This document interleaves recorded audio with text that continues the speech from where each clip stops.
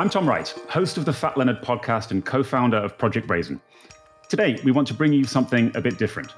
I'm joined by Laurel Chor, the host of Resistance, Stories from Ukraine, our new podcast, charting how ordinary Ukrainians have reacted to Russia's invasion.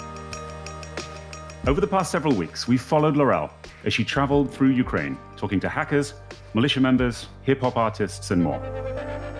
Project Brazen also put out a short documentary on YouTube. Jory Graham, one of America's most celebrated poets, said watching our documentary was the first time she completely identified as a human being with what is happening in Ukraine. So welcome, Laurel. Thanks for having me.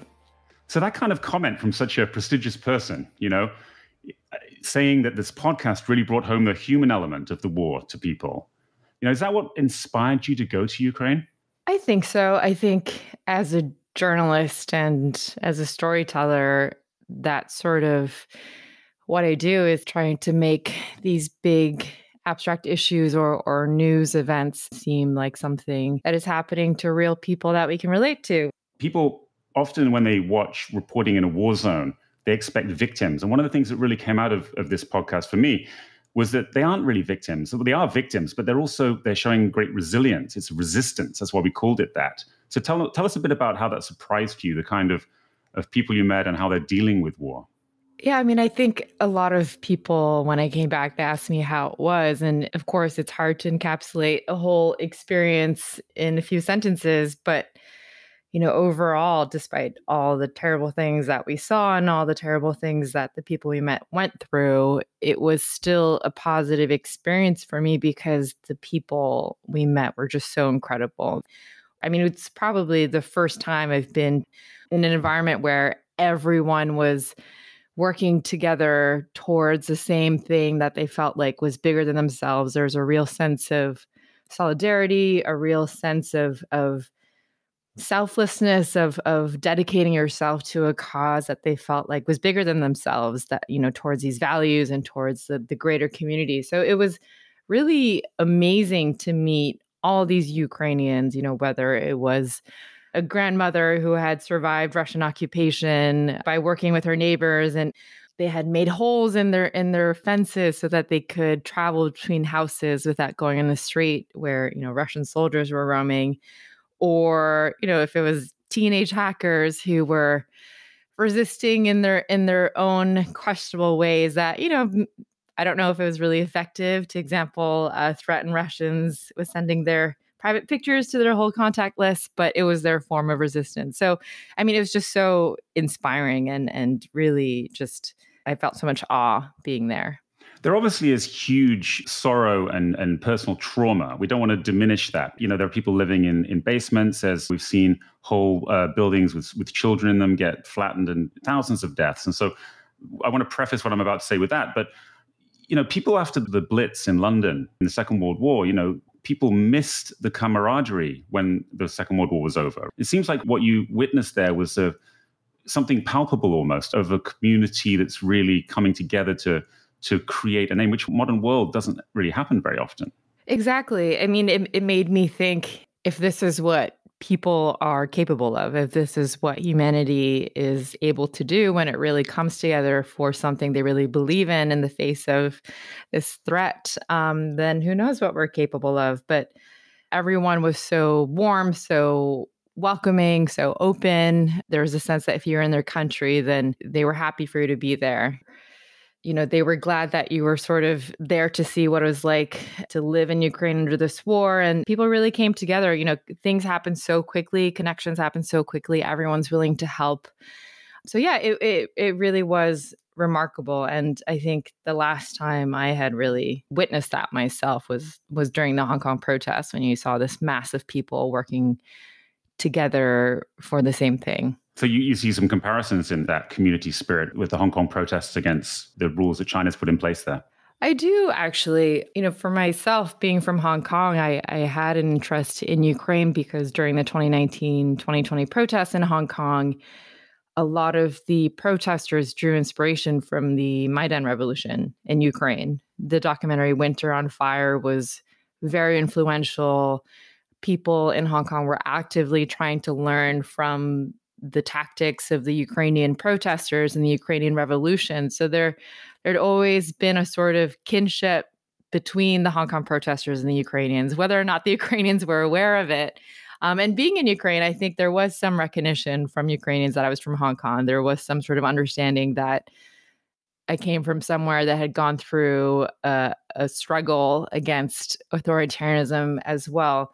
So for sure, I saw a lot of parallels, a lot of the same digital tactics, a lot of the same grassroots tactics. The way they used humor and the internet also reminded me of each other. So for me, it was a really interesting experience in that sense.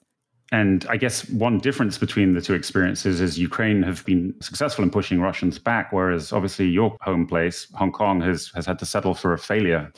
Yeah, that is definitely one big difference. Although, in Ukraine remains to be seen. And of course, it's an entirely different situation in that Ukraine is facing a physical invasion of their own sovereign nation by another country. And it's extremely violent and it's war. And whereas in Hong Kong, the decline of institutions in Hong Kong is much more abstract and in many ways not visible. So that's also a big difference. So people have got to know you through this podcast. So let's talk a bit more about you. I know as a great journalist, you don't like to do that, but people will probably be interested to find out your background. You're an international rugby player for Hong Kong. You're a photojournalist, a Nat Geo explorer. You are currently studying for a master's in biodiversity at the University of Oxford. And you're a freelance journalist and an award-winning journalist. What made you want to go to Ukraine and how did this project come about? I think being in the UK, it was something that was happening relatively close and it felt like something historic. And I was talking to some friends and colleagues and we realized we all sort of felt like this was something really important happening that wasn't that far away. And we had a set of skills and experiences that would allow us to hopefully contribute as journalists, as storytellers there. And I was talking to my colleague, Arman Djudjevic. I'd worked with him before when we were both at Vice. And he's Bosnian himself. He, as a 6-year-old, he was a refugee from Bosnia and was forced to hop around countries before he eventually settled in the US. So I think for him, it also felt relatively personal. And yeah, we went there and while we were there, Bradley reached out, saw that we were in Ukraine and asked if we'd be willing to just record some things to maybe make a podcast episode. And then it turns out there was just such incredible material to be gathered in Ukraine that this whole project came out of it. And had you been to Ukraine for starters? I hadn't. It was my first time. So how do you go about a foreign journalist, don't speak the language, have never been there? How does one go about creating a podcast like this, getting the information that you need and finding out what's going on? We were definitely very conscious of the fact that we didn't have a background in this area. We didn't know the language. So we sort of went in very gingerly, if you will. We tried to reach out to as many people as possible while being aware that, of course, they're in the middle of a war and we didn't want to be a burden. But, all it took was a few connections, friends of friends, and they were so incredibly helpful and welcoming. And they were really eager to have people in Ukraine telling their story. But one connection led to the next. And we were super lucky to meet Andriy Kalashnikov, who ended up as a local producer. He's a mountain guide. Normally, he lives in the Carpathian Mountains with his wife and they run wellness retreats and they pick wild herbs and sell them. So it's not usually what he does, but he was just perfect. He had the perfect van that he uses to guide tourists around. He spoke great English. He had this natural curiosity. I mean, he really was a natural journalist. So between him, Arman, and myself, we just became a really solid team. And Andriy was just as eager as us to find these stories, to tell them. And we just worked as a team over several weeks, just meeting people, asking them if they were willing to let us tag along, or meeting them in the field and asking them if we could record their story. And people were always so open and so welcoming, despite often, we were meeting them at some of the worst moments of their lives. So I will always be really grateful for that. There's a very powerful moment in the short documentary that you produced that's on YouTube and has got a lot of views now, where you are traveling outside of Kiev somewhere and you meet a family that are shell-shocked. They're so obviously shell-shocked in the video. They're trying to get a lift back to their home, which they haven't been back. They don't know who's alive or who's dead. And you take them in. And I wanted to ask you, how do you balance in your job reporting on a war, the sensitivity you need to have with people who are going through something like that, but you're sort of in a drive to tell that story because I guess you want to get that out to the world. And do you find that those people also want to get it out to the world? I think, as a journalist, your first priority is to always make sure that your subjects are okay and that you're not causing more harm than good, and that they're comfortable. And I think what was so remarkable about this couple that we met, and honestly most Ukrainians, was that it was so natural for them to tell their story, to have foreigners or outsiders there witnessing what they had gone through. I don't know if I've ever encountered that before, where people were so naturally telling their story, so naturally having cameras and microphones in their faces.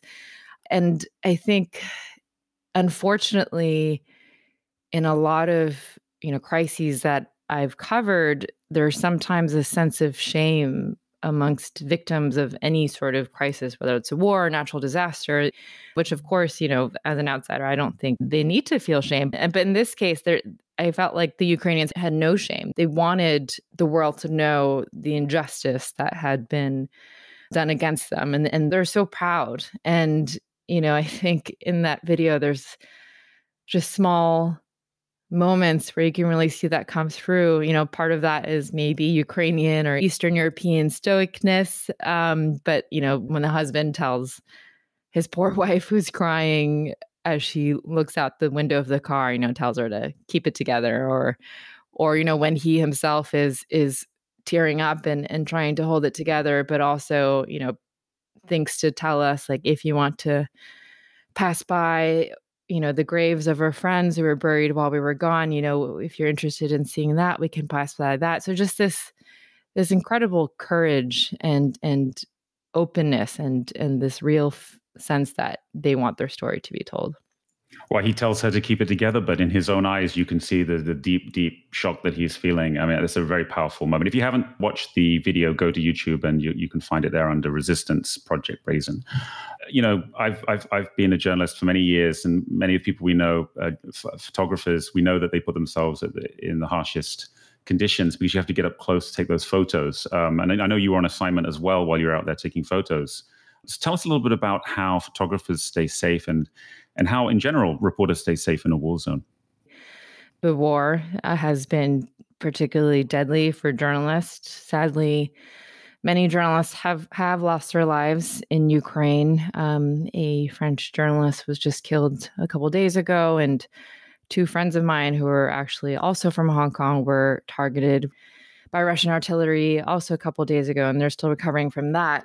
I mean, it's been an exceptionally dangerous war. To be honest, we didn't go that close to the front line. This war hasn't, frankly, been particularly open to journalists on the front lines. Ukraine has been quite tight in terms of information coming on the front line and who gets access to the front line. So while we've been close, we were in Kiev when I was surrounded, and we were in Kharkiv while it was still being shelled.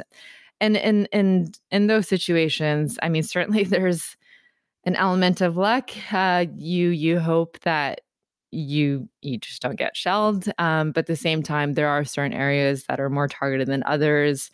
When you do go to those areas, for example, in Kharkiv, we went to Saltivka and we followed an evacuation of a woman who was disabled. And it's the most shelled neighborhood of Kharkiv, and Kharkiv was one of the most shelled cities. So, I mean, all you can really do in that situation, besides wear your protective equipment, is to just not stay a very long time. And I think while you're putting yourself at risk, you also know that you're only there for a few hours, a few days, versus people who live there and have lived there throughout the entire war. And when you see the kind of courage and risk they're facing, it kind of puts your own into perspective.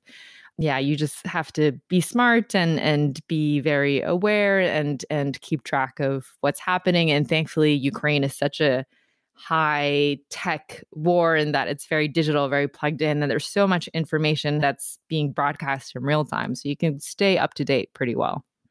I hate to say it, I feel like the world's attention is drifting away from Ukraine a little bit. This is the nature of media, especially in 2022. Things just move so fast. There's always a new attention. Having been there yourself, how does that make you feel? How has it made you change your view of the world? And how do you feel now looking back on what happened? Yeah, I can definitely sense that attention shifting. To be honest, I think for the first month of the conflict, Ukraine had sort of unprecedented attention and solidarity from the rest of the world. So, there was a lot of talk at the beginning of, whether Ukraine was getting disproportionate attention compared to other world crises. And that's always going to be a debate in the media and in news coverage. But yeah, right now, as you feel the tension sort of waning, I think it is frustrating. I think what's cool is you do still see Ukrainian flags everywhere. I've been traveling and you see them in almost any country, at least in Europe or North America. People are still posting up flags, which you don't necessarily see with other crises. But yeah, I think it was inevitable. I think Ukrainians knew this was going to happen. And I think that's partially why they were so open about sharing early on. I think they knew that they wanted to get the attention while they could still get it. I think there is the question now is Russia going to get away with it? If there isn't enough tension, then they might just get away with it. And that's scary. And for me as a journalist, now that I'm not in Ukraine, all I can really do is keep trying to get people to watch what we made or listen to the podcast. And I am planning on going back. So we'll see. So we'll look out for more bonus episodes from you. Congratulations on a wonderful podcast and a wonderful job. Thank you.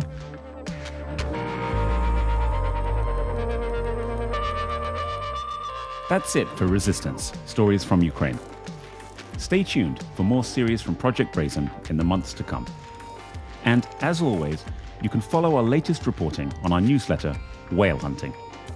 Thanks for listening, and more soon.